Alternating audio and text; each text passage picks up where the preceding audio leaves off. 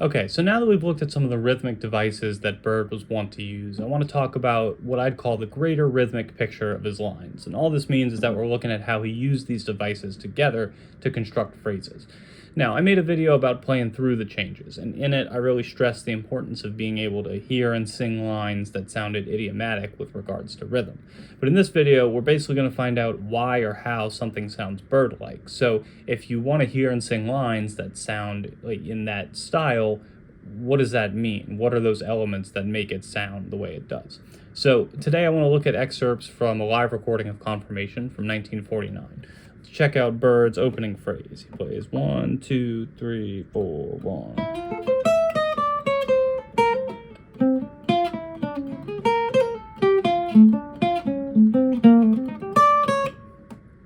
So this is a really great example of what I was talking about in the last video, how Bird would play the same turn slightly differently. So check it out. We start with a triplet arpeggio figure, then we go to eighths, triplet turn, eighths, triplet arpeggio.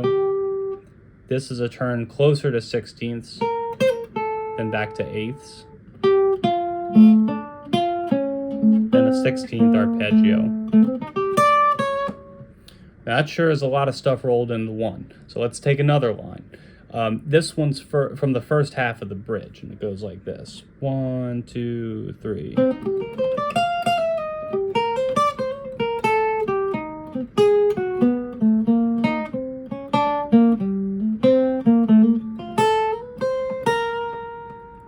So that's a lot of rhythmic content.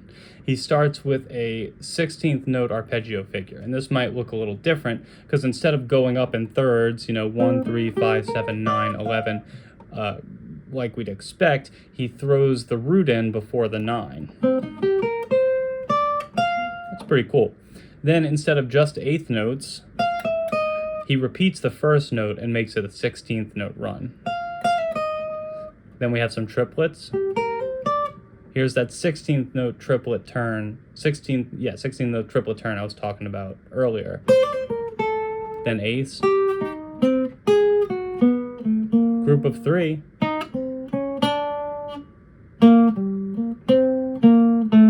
sixteenths, triplets. Just blows my mind, man. To play with all this insane rhythmic complexity. It's remarkable. And mind you, I'm just playing this lick at like 25% of the speed that Bird played it. It's crazy. So I want to draw your attention to what this line would sound like if it were played with all eighth notes. That would be something like this. 1, 2, 3.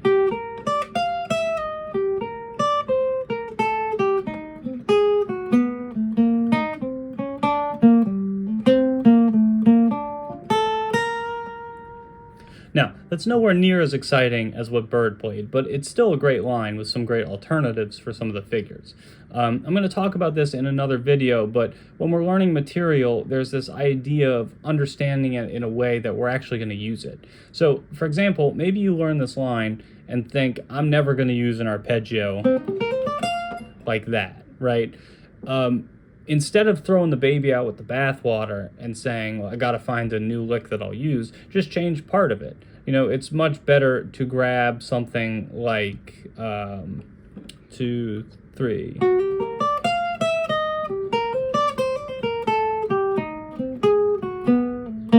It's much better to grab that than to not learn the thing at all, right? Okay, so let's look at one more line. This is just continuing through the bridge. So